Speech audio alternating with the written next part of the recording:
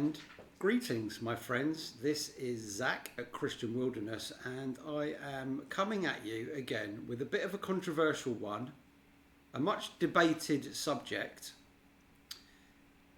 And what is this one about? This one is about Genesis, chapter 1, predominantly, but Genesis in a more wider context as well. And it's about whether Genesis might be talking about something a little bit different than what is accepted in Orthodox Christianity.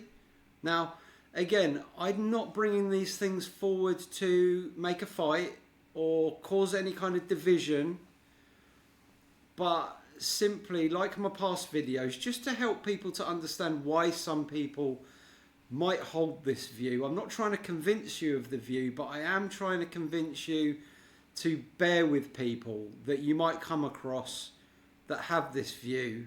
So if I can show you that it's worth thinking about, maybe we can accept each other's views on it, that they may or might not be right, but that we can at least talk about them without being too hard with each other.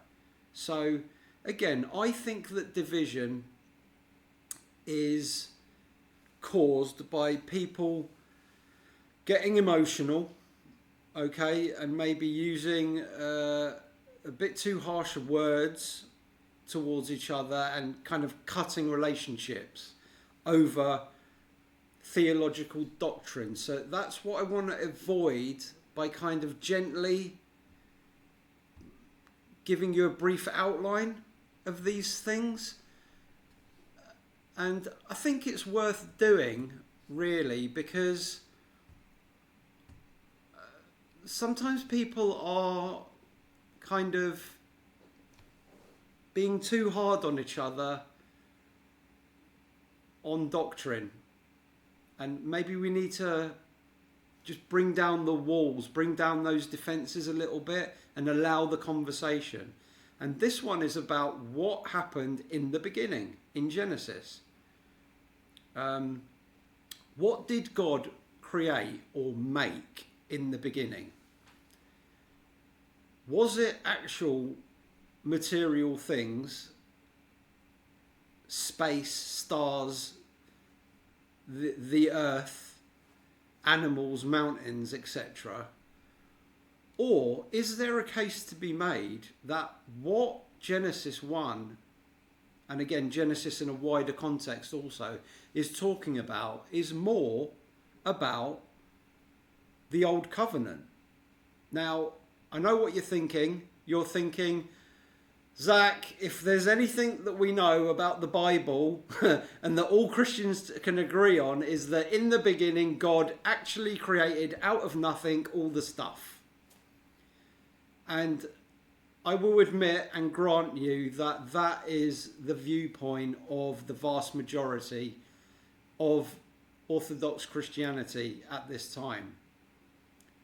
But all I'm saying is that, and I know that you know that people can get emotional about this, and so that's why I'm calling it my heresy number 5, which is denying the Genesis account as the scientific document or the account of the physical, literal creation of stuff. And as I go on, I hope that I can communicate to you why I no longer hold that view and I'm kind of moving in a different direction. So this is closely related to full preterism. Okay, preterists believe that the new heaven and earth, full preterists do, they believe the new heaven and earth is the new covenant. So all the proponents of covenant creation are saying is, well, if the new heavens and earth is the new covenant, then how about the old heavens and earth? That must be the old covenant, right? And where do we see the beginning of the old covenant? We see it in Genesis 1.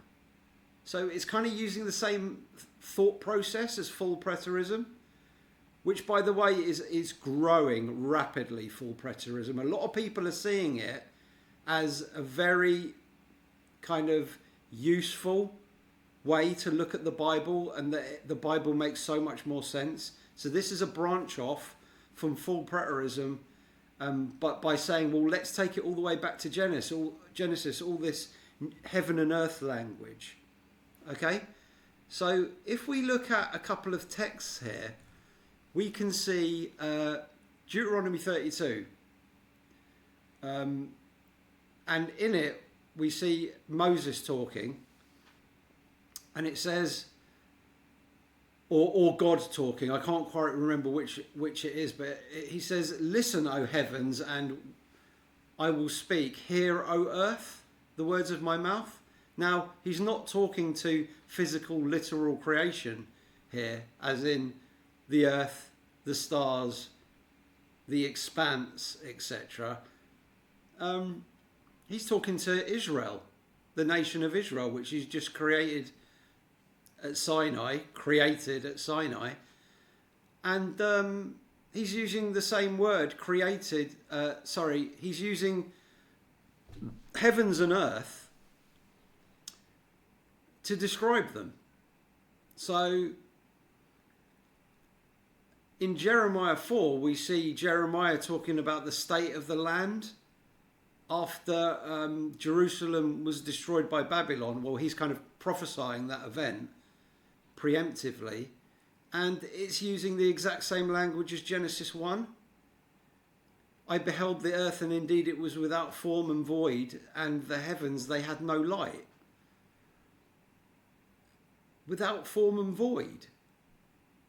In Genesis 1, there's that same language. So he's using it in a poetic way to say that the land was desolated or made a wilderness. There was no one there. It was kind of vacant. So could Genesis 1 also be using poetic language to describe the same kind of thing? So here's the major premise. It is that Genesis may not be the literal account of the earth and the universe's material creation, ex nihilo, as it were, from nothing. It might not be talking about God making everything appear by his word, but it's more about the kind of the preparation and the assigning, if you like, of material things. Granted, it is talking about some material things there, but in a covenant context. So if we look at, there's going to be people just shouting, yeah, but create means create, it means making things out of nothing. But, you know, if you look at Isaiah 65:17 there, behold, I will create new heavens and a new earth. Full preterists understand that that doesn't mean creating or recreating material heavens and earth. That's just a foundation of preterism. It's talking about creating the new covenant.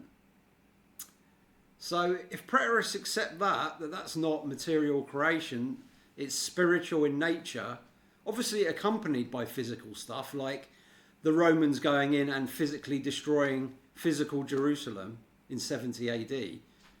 But the logic is, could the creation account in Genesis be talking about the rearranging of the things that already existed, like the void wasteland, which was already there, which had no light, which was in darkness, and talking about it not as creation from nothing, but as an arranging and a naming things, like a choosing and preparing things, but things that were already there, if you get me.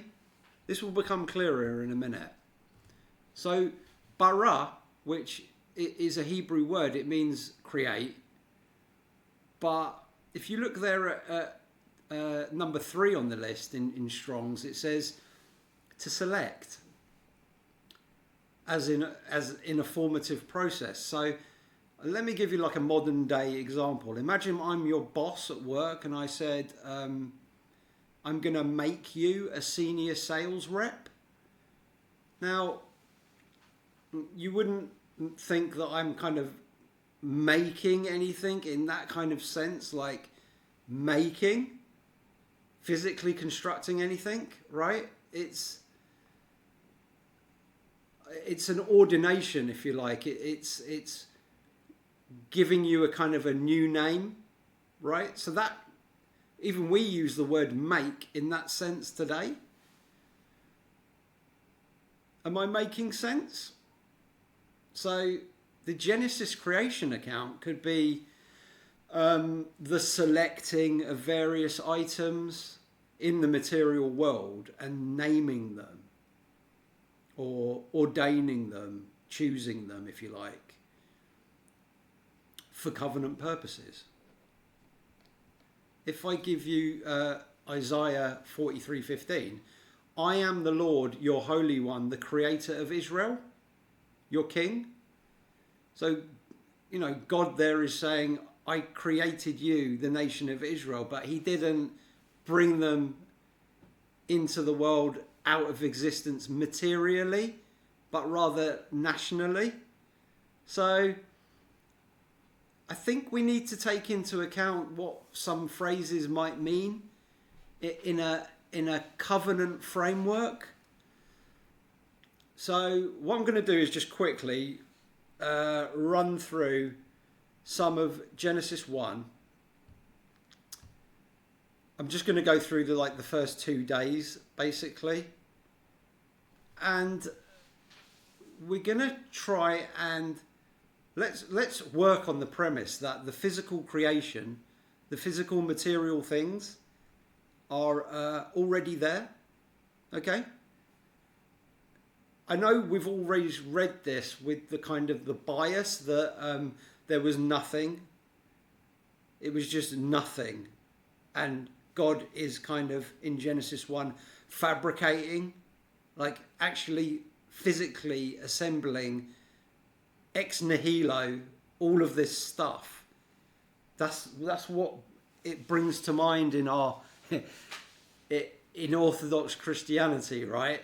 So I know that some of you might thinking that this is a bit of a leap, but just bear with me for 20 minutes, okay? Let's imagine that there is a whole wide world out there at the time of Genesis 1, right? There's people, there's cities, there's civilizations even, there's animals already. All the material stuff already is in the wider world context. So help me to help you, and just put yourself in that frame of mind that there's already lots of stuff out there. So Genesis 1, this is Young's literal translation, says, in the beginning, God's preparing the heaven and the earth. Okay? So you could say in the beginning, God is choosing the heaven and the earth, ordaining or kind of organizing. You could legitimately translate it that way. The heavens and the earth. Okay? And what it could be talking about is God is arranging or organizing things that are already there, the heaven and the earth. And we could look at the heaven as the spiritual realm, okay? Like heavenly things like God and the priesthood who do spiritual things. And we could look at the earth as maybe the people or the things lower down, earthly stuff, kind of more the wider world of people, if you like, okay? So the earth or land, it's very important to remember that earth means land, basically. The land existed waste and void. Remember Jeremiah 4:23. Uses the words without form and void, okay? So basically he's saying, Moses who wrote this is saying it was desolate, it was vacant, it was a wilderness, the land was, okay? And darkness is on the face of the deep. So maybe all we could see is water there. So I'm saying there could be water on the land, like covering all of that land, but I'm thinking regional. Okay, I'm thinking specifically about the land, the promised land, or the land around that area. More local focus. Darkness is on the face of the deep, water covering the land maybe, and the Spirit of God fluttered on the face of the waters. So this could be a rearranging of the things that are already existing, the waters, the land, and maybe God is bringing back the waters, okay? So let's move to the next bit. And God said, let there be light, or let light be, or let the light appear, you could even say, and light is. So it doesn't mean that the light materially was made from nothing, like photons. Maybe you could say that there was a reason why the light was not there, maybe very big cloud cover or whatever, and the light appeared and it shined through into the darkness. Okay? And God separated or distinguished between the light and the darkness. That doesn't mean that he made light and darkness specifically with day and night, but he called the light day and he called the darkness night. So he's taking a 24-hour period here and he's splitting them into the names day and night. It doesn't mean that day and night never happened anywhere on earth before. It may be the first time that day and night happened in a while here in this region, but it seems like he's given it the names day and night. That's important. He's calling the light day and the dark night, okay? And the evening, there was an evening and there was a morning, okay? Sunset and sunrise, by the way, those Hebrew words mean. But the sun hasn't come yet. So we've got words that are describing sunset and sunrise, which is interesting. And this is day one. Maybe not day one of the entire physical creation, but it's day one of God's covenant creation, if you like. Transforming this bit of land for usage, for covenant function. Okay?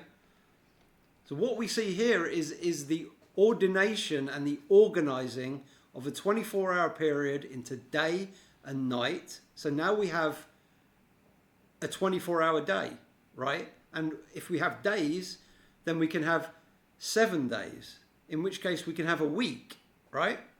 So basically, Genesis 1 could be talking about physical things being organized in a framework, okay? There's spiritual meanings to all this, though, I think, which you can dive really deep on. For example, in the New Testament, Jesus is said to be the light of the world, okay? He brought knowledge and the love of God to the world. He shined God's light. He's a reflection of God's light. God is said to be light. Yeah, God is light, in him is no darkness. So you could look for more spiritual meanings here, and I think there's a few layers of that involved. But at the moment, I'm just saying God's taking what's already there and kind of organizing, ordaining, giving names to them, day and night, okay? Because we need that for later on when the laws come and we've got things that were needed to be done in the day, things which were needed to be done at night, things that needed to be done on a weekly basis, okay? It gives God's people the ability to count days and weeks and day and night, to separate them, because things need doing in different parts of the 24-hour period. So this is very useful, okay? So if we go to the next bit, day 2, we see that God said, let an expanse be in the midst of the waters, and let it be separating waters and waters. And God made the expanse and separated the waters which are under the expanse and the waters which are above the expanse, and it is so. And God called the expanse heavens, and there is evening and there is morning, day second. So if we just think for a second that the waters were already there and the expanse is already there, there's nothing actually new made ex nihilo here either. There's an arranging going on for sure of nature. Yeah, like real actual things in the natural world being arranged and ordained and being given names. Now that we know that the heavens is the sky, the expanse is the sky, it's the heavens, and it's saying it's distinguishing from the seas, the waters below, and the clouds, the water above. So I've got no problem with the expanse appearing in this region, because maybe it was like fog clearing away. It may be poetic, like this wilderness, this vacant plot of land is being cleared, okay, for covenant purposes, to start bringing in the covenant people. Okay, so can you see how I could go on here, but there is not time in this video. I just want this to be a quick half an hour about what covenant creation is, what the major premise is, and a different way of maybe reading Genesis 1 that some people might be interested in having a look at. So if you want a really good detailed walkthrough of the whole Genesis creation account, I highly recommend a brother called Maurice Rogers at the New Cosmos videocast on YouTube. He does an excellent, exhaustive study of all of this. He holds your hand all the way up the mountain, okay? And he takes it real slow. Yeah, because I know that you probably have a lot of questions. Tim Martin and Jeff Vaughan also do a really good job over at their website, Beyond Creation Science. They've got articles and a lot of things about various parts of the Old Testament as well, like Jonah, for example, and they really go deep on it. And this thought process has been around for many decades now, and actually goes back to earlier writers as well. So you're going to have a lot of questions. I did when I first discovered this. I thought it was a bit of a stretch at first. But then I'm kind of warming to it now, and I'm heavily leaning towards this direction. It's fascinating. Okay, you're going to be saying, oh, well, what about Adam made from the dust of the earth? Yeah? What about Eve made from the rib? What about the talking serpent? Right? Which I'm going to get into actually in a second, I think. But covenant creation has some decent answers to all of this, believe it or not. I think I actually talked about the serpent in last week's program about Satan, the devil and demons. You know, it can be taken a different way than actually thinking that it was an actual talking snake. All right? But, you know, what really kind of is convincing to me about this covenant creation theory is more some texts that we have in the New Testament as well. In Matthew 23, it says, Jesus is talking to the Pharisees here. He's telling them about all the wicked things that they've done and why they're going to be destroyed, basically, in that generation. And he says to them, so that all on you comes all the righteous blood shed on the earth, from the blood of innocent Abel to the blood of Zechariah, the son of Berechiah, whom you murdered. So they murdered Zechariah, the son of Berechiah. I believe that was a contemporary event in the first century or roundabouts. But Abel, we're talking about X thousands of years before the old covenant was formalized at Horeb, at Sinai. So what the heck is Abel doing in there? Why is Jesus taking the covenant curses, which you can read about in Deuteronomy 32, about Israel's last days? He's taking the covenant curses all the way back to Abel, who was the first person to ever murder someone in covenant context. May not have been the first in the world, but with regards God's old covenant, he was the first murderer. So the fact that Jesus is including Abel there seems to be strong evidence that what I will say is that the old covenant started at that time in Genesis 1, with Adam being the first covenant man, basically, and Abel being the first murderer of the old covenant. Okay, that's the theory. In Hebrews we see, and you, Lord, laid the foundation of the earth in the beginning. Okay, very Genesis 1 language.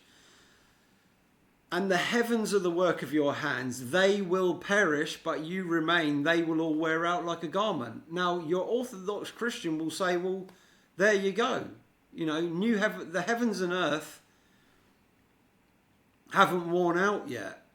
But, again, I want to point out that full preterists acknowledge that the heaven and earth that wore out in the first century, the old heaven and earth. And preterists will say that the whole old heaven and earth was the old covenant. All right? But here, the writer of Hebrews is making very, very strong Genesis 1 overtones and saying it's that heaven and earth that wore out, the one in the beginning. So I think full preterists should really have a good hard look at covenant creation, just for reasons like this, for texts like this in the New Testament. Romans 8, for the creation waits with eager longing for the revealing of the sons of God. For the creation was subject to futility, not willingly, but because of him who subjected it, in the hope that the creation itself will be set free from its bondage to corruption and obtain the freedom of the glory of the children of God. So this is talking about the covenant people, right? Not material things. And the Apostle Paul is identifying the old creation as the old covenant people of God, basically. The creation waits. The old creation, the creation from Genesis 1, waits for the new creation. See how it all kind of ties in? When you're a full preterist, it's an attractive view, I think.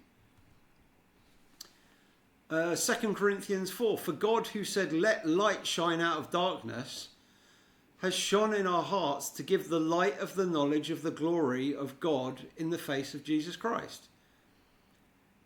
So here is Paul spiritualizing the creation account, clearly. He's saying, is definitely harking back to Genesis 1, let light shine out of darkness. And he's saying it's happening. It's the light of the new creation, just like he said in the old creation. Now the new creation light is shining in our hearts through Jesus. So I think we need to understand Genesis 1 in a more of a spiritual way, a covenant way, than a simple scientific documentary account, honestly. I mean, I'm not saying that God didn't physically create everything materially out of nothing with his word. But I think what most covenant creation proponents would say is, we don't deny that, but we just don't think that Genesis 1 is talking about that. So there is a pretty good case, I would say, to be made that there is just more to it than only that, or that is what it's about. And I also think it brings a fascinating angle to the whole young Earth, old Earth creation debate, or old Earth, young Earth debate, because you can pretty much give that to the old Earthers. Like, we don't mind anymore. We don't even need to have that debate, really, do we? I mean, think about the discussions you could have with atheist scientists, because their big thing is, well, I just can't believe the Bible because it's saying, all these Christians are telling me that the earth is 6,000 years old, and I know scientifically it's not. Whether they're right or not is besides the point. Like, you just don't have to prove that anymore. We can go with with old Earth creation, or an old Earth theory, millions and billions of years or whatever, because Genesis 1, you can't take the timeline back to Genesis 1, because what we're saying is that the world, the earth, the scientific earth didn't start at Genesis 1. It could have started millions of years before that. It's just that the Bible starts with the documentation of God's relationship with his people, or with people in a covenant context. So I'm going to wrap it up.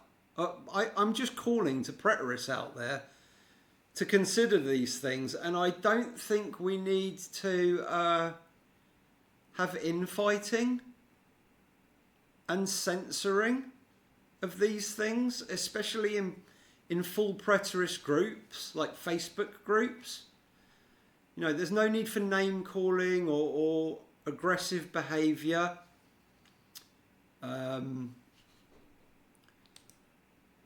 Let's just... Then there is censoring that goes on, unfortunately, and we don't really need it.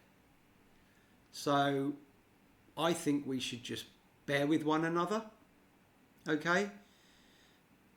Always remembering that it's a united front that counts the most, where we're all bringing forward the fruits of the Spirit, regardless what we believe doctrinally, theologically.